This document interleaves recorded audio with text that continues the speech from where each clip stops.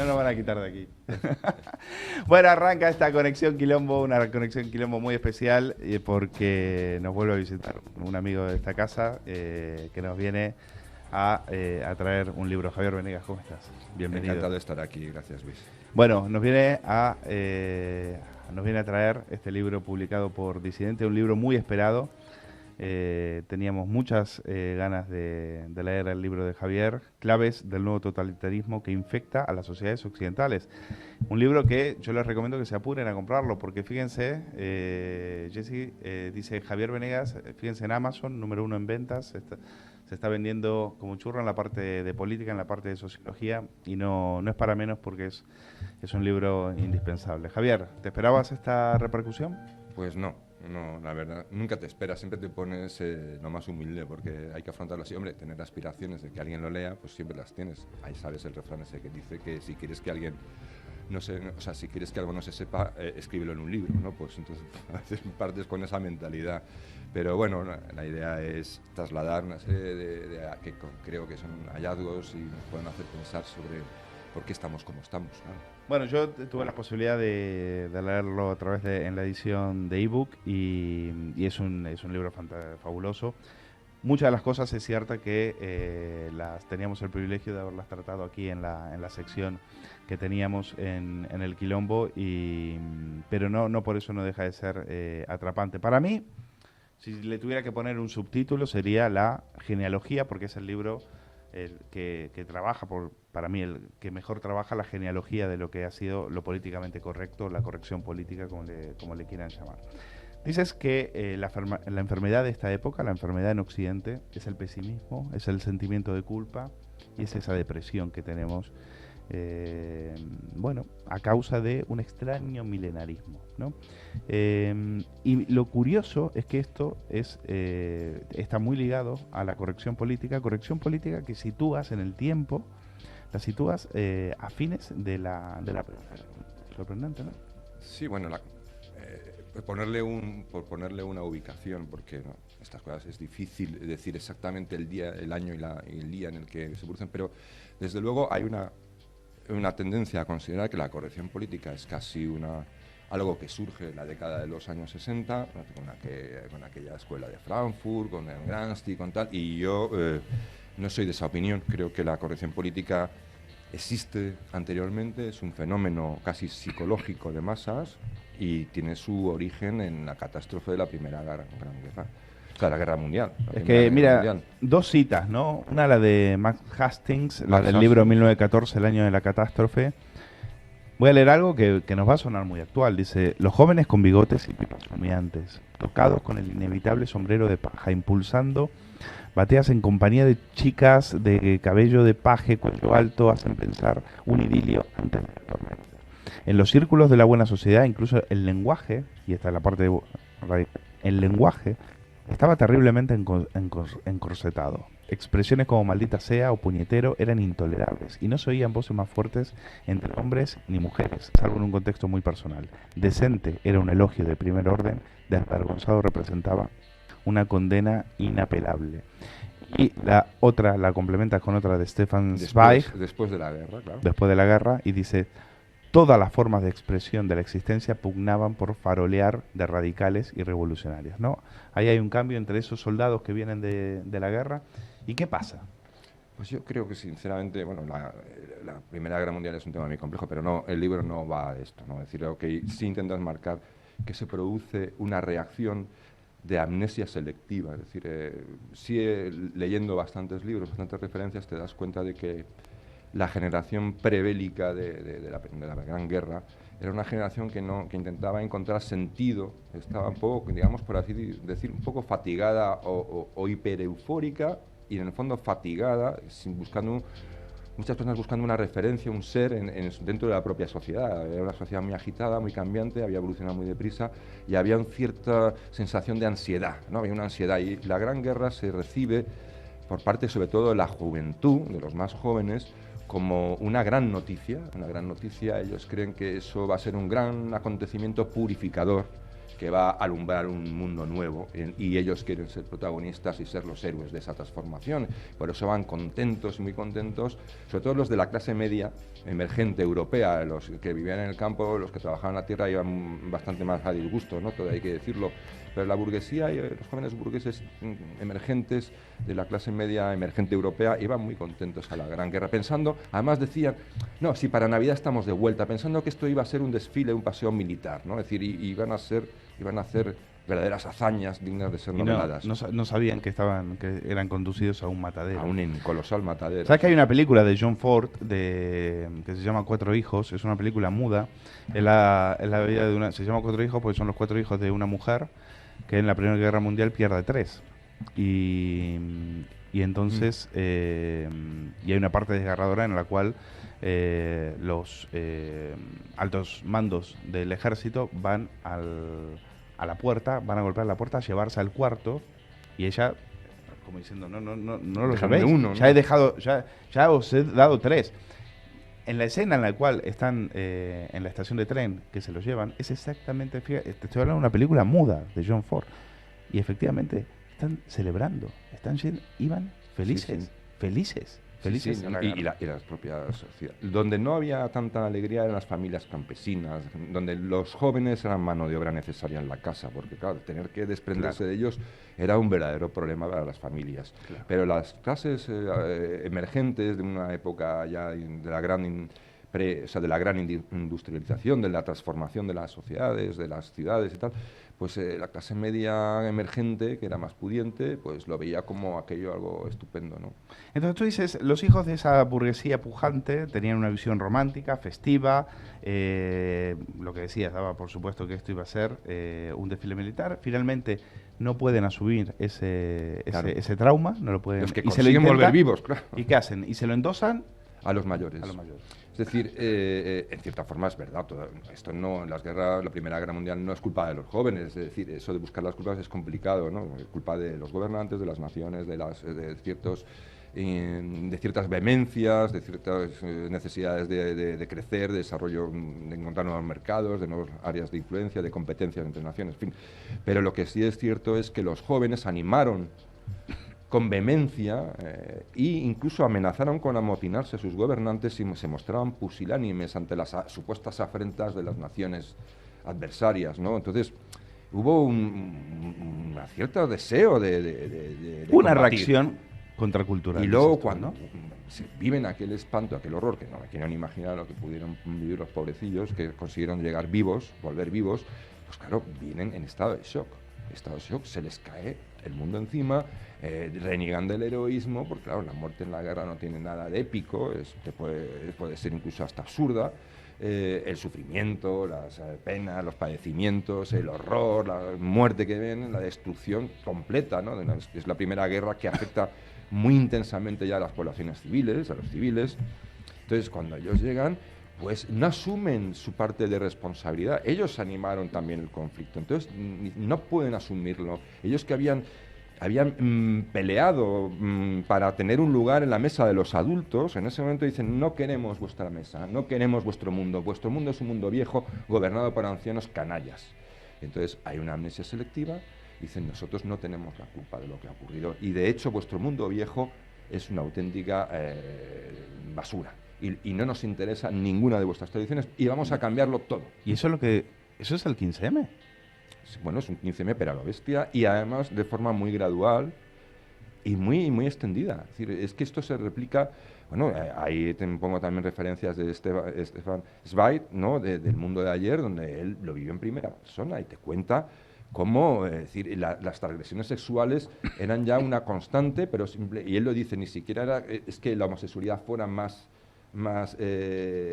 hubiera más homosexuales que nunca, simplemente porque era una forma de transgredir todo lo convencional, ¿no? Qué interesante, Javier, lo de las guerras, porque en Estados Unidos, y lo mencionas, pasa lo mismo con Vietnam. Sí. Vietnam también genera una reacción contracultural. Sí.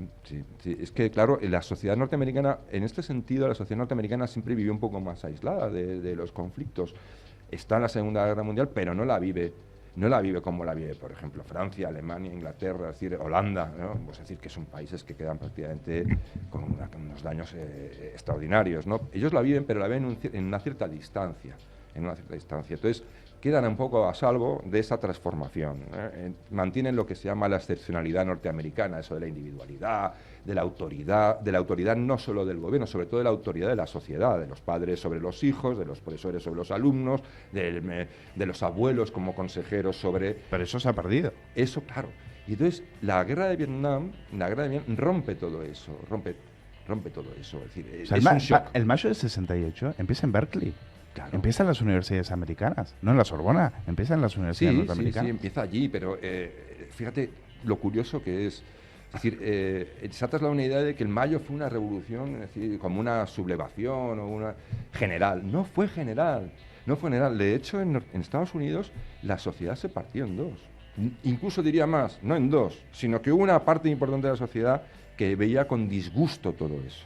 Es decir, eran los universitarios, los estudiantes, de nuevo los hijos de la clase media acomodada, los que propugnan esta especie de trotskismo, ¿no? Es decir, no trotskismo, sino es que hasta Theodor Adorno lo dice, ¿no? Dice, esto es una revolución que nace, que no es ni marxista, ni es trotskista, ni es nada. Es decir, esto simplemente es una revolución que nace de una escisión del liberalismo en los años 40, que es un libertarismo adanista, que pues dice, yo quiero la revolución, pues como decía Christopher Hitchens, ¿no? En sus memorias, ¿no? Que queríamos una revolución, pero también queríamos vivir bien, queríamos tener romances, queríamos beber hasta caernos redondos, queríamos vivir y disfrutar del lujo. Claro, como Wyoming, por ejemplo, Wyoming en los 70, en lugar de combatir a Franco, se va con los hippies a Ámsterdam. Claro, pero hoy en día ya es que incluso esto está más degradado. Es decir, el libro va haciendo ese recorrido, nos va llevando de forma yo creo que he intentado hacerlo ameno para que esto no sea un libro dirigido a los es muy ameno.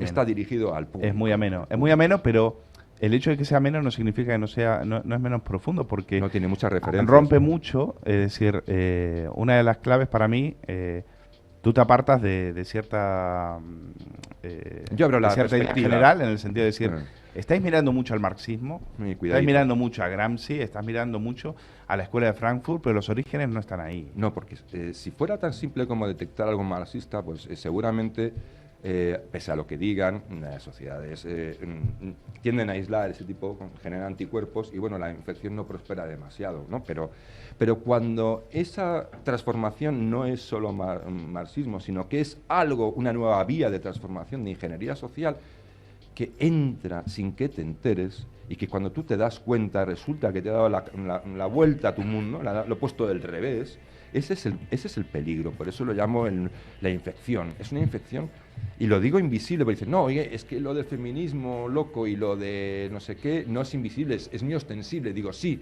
pero eso ahora es la manifestación que tú estás viendo de un suceso que ha sido invisible durante bastante tiempo. Exacto, estoy totalmente de acuerdo. Es decir, claro que es invisible. Si hubiera sido visible, no estaríamos como estamos. Ha entrado en los gobiernos. Es un fenómeno que afecta, y luego diré una frase de Nisbet que para mí es definitiva de lo que ha ocurrido. Es un fenómeno que afecta a gobiernos progresistas y conservadores, a capitalistas y colectivistas, a todo tipo de órdenes. Está ahí, es como un virus además que tiene vida propia. Y lo que hace es arrastrar incluso... No sabe de banderas, no sabe de programas políticos, no sabe de siglas. No te ajusticia un tío de izquierdas como te ajusticia un conservador. Es decir, en un momento dado, si no es a quién, sino por qué. Todo. Porque es una construcción de tabúes, de una especie de evolución de ideologías, una mutación de las ideologías en otras cosas todavía más, en unas cosas locas y que además se transforman sin cesar. Es decir, el feminismo, pongo el ejemplo del feminismo, de cómo se ha ido convirtiendo en diferentes movimientos distintos en muy poquito tiempo, y de hecho movimientos que son contradictorios y enemigos entre sí. Es decir, es una cosa completamente delirante, no hay un control. Eso de que la izquierda controla, no, la izquierda intenta, como ha hecho siempre, que es oportunista, aprovecharse de todo este tipo de crisis sociales. Intenta ponerlas a su favor, intenta subirse al carro de los ganadores, ¿no? Vamos a utilizarla para ganar votos, pero la izquierda es arrastrada e incluso deconstruida. La izquierda ha dejado de defender la conciencia de identidad de clase y ahora está defendiendo la identidad de género, la identidad de cualquier tipo de identidad, menos la identidad tradicional de la izquierda, ¿no? Bueno, esa es otra de las tesis principales, ¿no? Pilares del libro, en el sentido de que cómo hemos pasado de la lucha de clases a la lucha de identidades, ¿no? Claro, es algo... ¿quién controla eso? Si las identidades se pueden crear... El otro día había una noticia, ¿no?, del Tribunal Supremo norteamericano, que un ciudadano norteamericano al que habían detenido y acusado de pederastia se ha presentado ante el Tribunal Supremo, creo que es, alegando que él se siente una niña de 8 años. Ah, sí. Sí. Evidentemente, yo supongo que al tribunal, al juez norteamericano, claro, no se la va a colar. Pero el problema está ahí. Pero ya ha habido casos. Hay sentencias en Suecia de un tío que decía que no podía, que lo habían echado de su empleo y lo habían vuelto a readmitir. ¿Sabes por qué lo habían echado? Porque no podía dejar de escuchar heavy metal. Entonces tenía que desaparecer y escuchar heavy metal, o se ponía y estaba ausente del trabajo porque no podía dejar de escuchar heavy metal. Entonces el tribunal le reconoce que, claro, él tiene una identidad con el heavy metal que es superior a sus fuerzas y le obligan a readmitirlo en el trabajo. Hablabas de algo que es un virus, algo invisible, y en eso los maestros son los suecos, ¿no? Es decir, aquí no hay que... Y los socialdemócratas en general, claro. La tercera vía. Claro. La ingeniería social gradual ha sido responsable de muchísimas de estas cosas. Es decir, las sociedades se tienen que transformar, Luis. Es evidente que no podemos retrotraernos a tiempos pasados, es decir, no vamos a volver ahora al siglo XIX. Pero la sociedad se transforma por sí misma, con ciertos mecanismos de control, si se quiere, pero de forma voluntaria. Pero hemos pasado a una sociedad que es transformada de forma dirigida. Y eso no es Suecia la que inicia ese proceso, pero es un proceso y una forma de entender la sociedad como un organismo que se puede dirigir, no solo en Suecia, ya en general. Pero lo inteligente de la socialdemocracia es: no vamos a expropiar los medios de comunicación, porque ya sabemos que eso, a lo único que conduce, los de producción, los de producción, eso sabemos que es lo que produce más miseria y más hambre. Vamos a expropiar la demanda. Vamos a controlar la demanda, es decir, vamos a inculcar en las sociedades actitudes buenas, entre comillas. Vamos a controlar los hábitos. Vamos a diseñar una nueva familia. Hay que acabar con la nueva. Estamos en un momento álgido. Es decir, están intentando inculcarnos una forma de consumir y de ser buena. Es decir, no viajes en avión. No comas esto. El otro día hasta Telemadrid, una noticia, no tires comida. Es decir, si se te estropea algo, pues no te lo vas a comer. Todo lo haces mal. Todo lo haces mal. Es decir, pero te están diciendo inculcar hábitos correctos. Y esto se hace desde el poder. Y esta frase de Nisbet, que yo creo que te gustará, que tiene que ver, como decía Hannah Arendt ya en la década de los 50, que la autoridad estaba en crisis. Y no hablamos de la autoridad del poder, del gobierno, hablamos de la autoridad de la sociedad, el concepto de autoridad de padres a hijos, maestros a alumnos, abuelos como consejeros familiares, médicos sobre pacientes, porque además no solo les curaban, sino que además los conocían y tenían una cierta autoridad sobre ellos. Entonces ese concepto va desapareciendo. ¿Qué ocurre?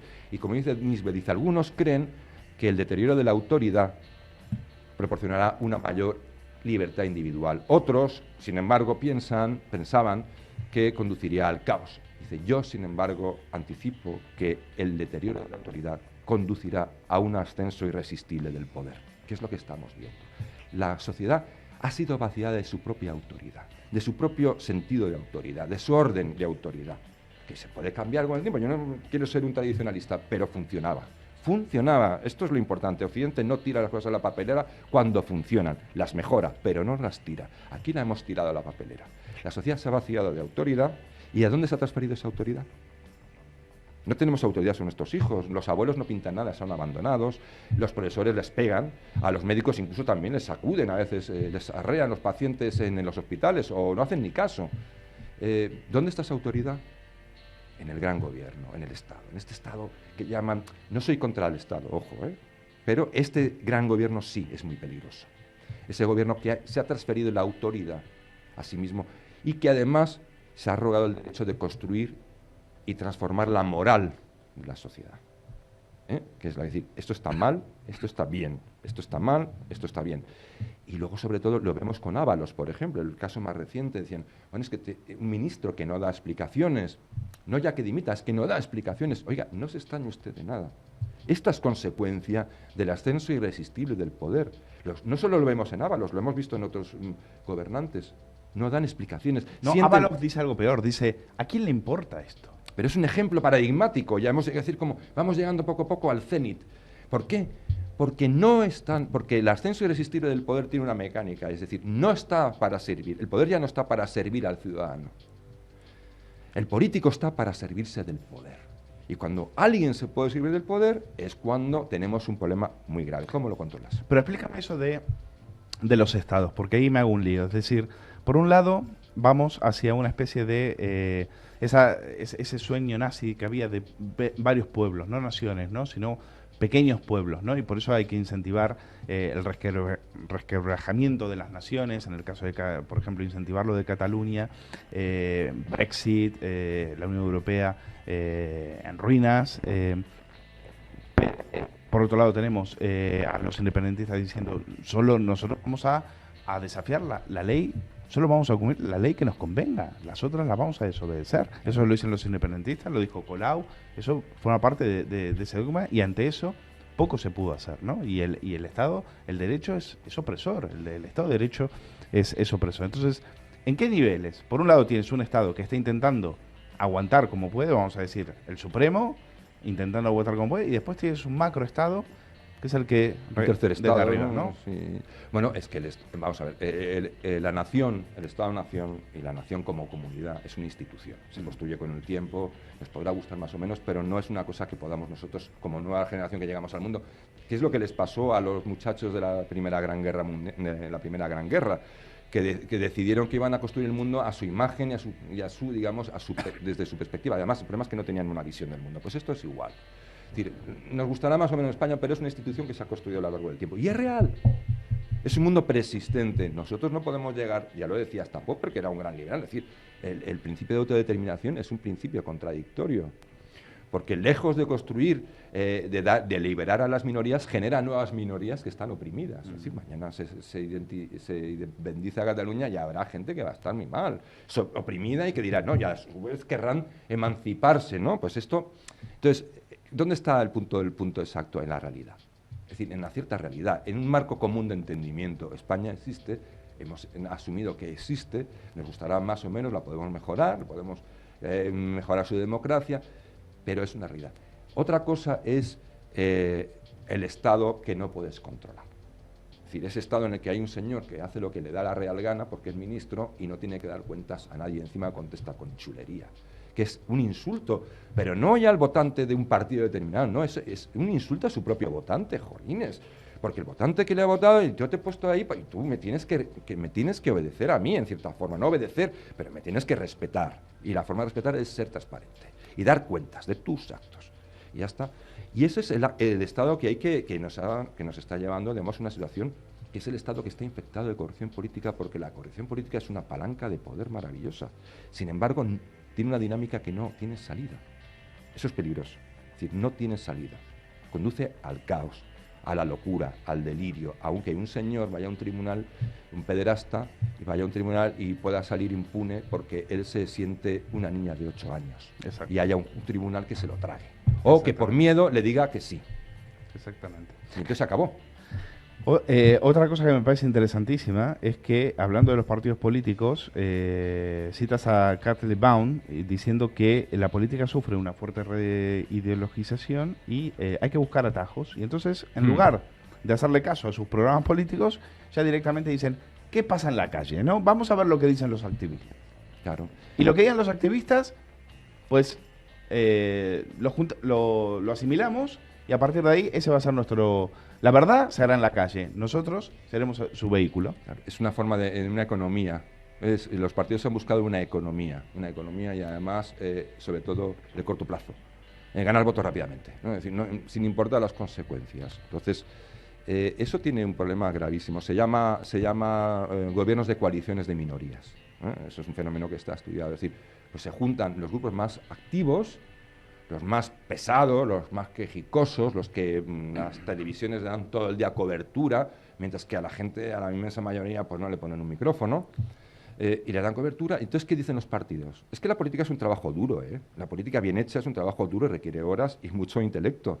Pues dicen los partidos, nos ahorramos todo eso y vamos a coger directamente la mercancía ya preparada y empaquetada que nos dan los grupos activistas, que ellos ya tienen. su público seleccionado, ya tienen hecho su discurso, ya tienen hechas sus reclamaciones. ¿Eso hizo Podemos con las confluencias? Claro, las incorporamos y ese trabajo que nos O sea, ahorramos. Podemos no tuvo que hacer ningún tipo de movimiento a nivel nacional porque ya estaba hecho. Ya estaba Podemos hecho. lo único que tuvo que hacer fue comprar las franquicias. Pero Estaban. Pero que lo haga Podemos es evidente y tienes toda la razón, pero lo grave aquí es que Es lo que hacen Vox, todos. pero Vox, por ejemplo, no lo puede hacer. Porque si Vox quiere hacer un movimiento de ese tipo, no lo va a encontrar. Porque no hay activistas. No los tienen. No hay activistas en No los tienen. en la derecha. No los tienen. O sea, eso lo puede hacer un partido de izquierdas. No, y también de derechas. Ojo, estamos viéndolo. Estamos viendo, es decir, poniendo grados y intentando marcar ciertas diferencias en la intensidad, pero en el fondo, es decir, uno de los grandes males de la corrección política es que ha infectado, y lo pongo en el libro, también a partidos supuestamente conservadores o moderados, o llámalo X. Está presente también. Pero esos activistas, Y están intentando esos activistas competir. trabajan para la izquierda. Da igual, pero ellos... Otra cosa es que la derecha se vea acorralada y cobardemente diga todo que sí. No, porque piensan que pierden menos votos, incorporando también parte de esa mercancía averiada, piensan que pierden menos votos. El error, y lo están viendo, y como sigan así, yo creo que se verá más, será más notorio, salvo que haya cosas muy en fin, fuera de lo común, pero lo van a ver, es que hay mucha más gente de la que ellos piensan que no comparte esas ideas. Y no las comparte no tampoco de forma agresiva, no, simplemente es que no las comparte. Es decir, es que le rechinan, porque el hombre, la persona que quiere ser libre o aspira a ser libre, le parece muy bien que alguien decida hacer con su vida lo que le parezca X o B, pero que no se le imponga a él. Es decir, no me hagas comulgar a mí con ruedas de molino. Es decir, vamos a ver, hace tiempo que las religiones son voluntarias, amigo. A mí si vas a coger una religión nueva que te has inventado y a través de tu relación con el gobierno de turno o con el partido que está en el poder, me la vas a convertir ahora en una religión obligatoria, retrocedemos 500 años. Sí. Es decir, y esto es... Y los partidos que no son la izquierda, que entendemos como izquierda, no están haciendo su trabajo. ¿Y la derecha? ¿Qué le queda entonces? ¿Cómo plantar cara frente a esto? Yo creo que, primero, hay una cosa, y la persona que es conservadora lo sabe por propia experiencia. Si hay algo que lo que más te molesta, lo que más le molesta a un conservador, es que le hagan reproches morales. Es que le señalen como culpable, o con pecado original, o que directamente le ataquen porque tiene una convicción. Si es católico, es lo que sea. Y entonces directamente le ataquen. Eso molesta mucho y produce un efecto de rechazo automático. Pues si tú quieres intentar dar la batalla, no vamos a hablarlo guerra cultural, es que a mí la expresión guerra cultural me molesta bastante, pero bueno, hay que dar la batalla, sin duda alguna. Pero si quieres darla, no puedes, mi opinión, no debes, puedes, no debes hacer lo mismo que están haciendo contigo. Tú no puedes señalar y hacer reproches moral, hombre, a un dirigente, a un líder, perfectamente, en un debate, en una discusión, pero ¿y los votantes? Hay muchas personas que igual votan a un partido pero que no comulgan con este rollo feminista. Hay muchas personas Por que eso igual... decías que no había que hacerle el caldo gordo a Évole, por ejemplo, después de lo que Claro, había es dicho. decir, la polarización política, cuando no hay más remedio, pues igual es algo irremediable, no lo sé. Pero la polarización política, es decir, en política, y lo viste tú con Margaret Thatcher, acuérdate, aquel país tomado por la izquierda y por los sindicatos y por la oligarquía económica, que yo no tenía solución. Ya, pero a ver... pero vamos a ver. Siempre estamos en lo mismo, Javier, siempre estamos a heredar, ¿no? O sea, vamos a heredar el desastre, Claro. país que Zapatero deja 5 millones de parados, pues ahora le toca a la derecha. No, pero es que, los sindicatos, Carter deja un Estados Unidos en ruinas, le toca a la derecha con Reagan. Los sindicatos, el laborismo arruina a Inglaterra, le toca el turno a Thatcher. Pero siempre la derecha está a heredar, nunca a conquistar. Bueno, Thatcher lo intentó invertir, de hecho casi a medio lo consiguió, fue un fenómeno en aquel entonces, es decir, fue un periodo largo que no solo afectó a Gran Bretaña, sino que también se propagó a Estados Unidos y cambió un poco, que llaman el neoliberalismo, la revolución liberal es como el los demonio 80, y tal. Sí. Bueno, el neoliberalismo tenía un problema, que es que no tenía de fondo un mensaje que calara en la población y se quedó al final en reformas más o menos funcionales, económicas, como se quiera entender. Pero lo importante es decir, no se trata de vencer, se trata de convencer. ¿Cómo convences a alguien? ¿Insultándole? Si yo voy a intentar convencerte de que hagamos un negocio juntos, o de que me ayudes en esto, y voy, y lo primero que hago es decirte, y perdona los... y lo primero que hago es decirte, porque tenemos diferencias, y lo primero que hago es decirte que tú eres imbécil. Te entiendo, pero ¿cómo convences a un nacionalista? Bueno, pues el nacionalista te odia, el nacionalista entiende que el nacionalista no quiere convivir contigo, te quiere apartar, te quiere arrinconar y quiere que te vayas. ¿Cómo convences a un nacionalista? No hay que convencer a un nacionalista. En el caso de que sea directamente una transgresión del orden que nos hemos dado, de la Constitución, que hasta que no haya otra es la que hay, si se quiere cambiar hay procedimientos para cambiarla, de la ley, dentro de la ley, no hay, ahí en este caso no se trata de convencer, se tiene que convencer por sí mismo. ¿Y cómo se convence? Aplicando la ley. La ley, es decir, date de cabezazos contra este muro que es la ley, el Estado de Derecho. Sí, pero una ley te das después cabezazos con la política, porque una cosa es la ley y otra cosa es la política. Bueno, pero ya verás tú, por ejemplo, yo soy de la opinión de que, por ejemplo, el gobierno actual posiblemente caiga por lo mismo que cayó el gobierno de Rajoy, por Cataluña. Porque por más que quieran, y lo van a intentar, pero yo creo que no van a poder reventar los diques de contención de la ley, van a intentar retorcerlos, van a intentar sortearlos, van a meter todo tipo de presiones, pero si se mantienen firmes, mínimamente firmes, este gobierno caerá.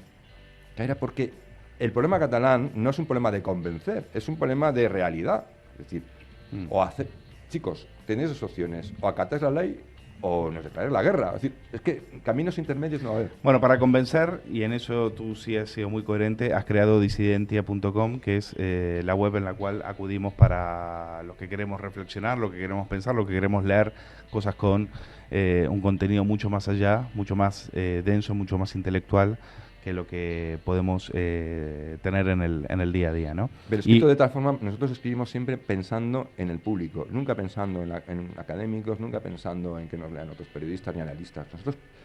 Yo creo que la importancia y el trabajo que hacemos en Disidentia, que es creo que es la gran novedad, es que intentamos dar grandes hallazgos o a pequeños hallazgos, pero escritos para que una persona que tiene un tiempo tal y que no quiere que le eche humo a la cabeza, lo pueda leer y decir, hombre, mira, yo pensaba esto, o yo ahora entiendo alguna cosa. Simplemente, eso se llama periodismo lento, que es muy importante.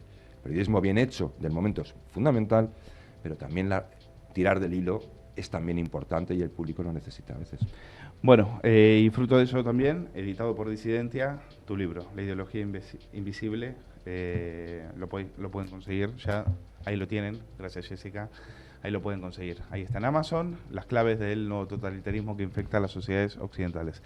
Pues Javier Venegas, un placer tenerte aquí, de vuelta aquí. Sabes que seguimos muy de cerca todo lo que escribes y todo lo que se publica en Disidentia y os necesitamos, porque esto es aunque no te guste, es una batalla cultural, amigo. Bueno, pero la vamos a dar juntos y con más personas, seguramente. Gracias, Javier. A ti.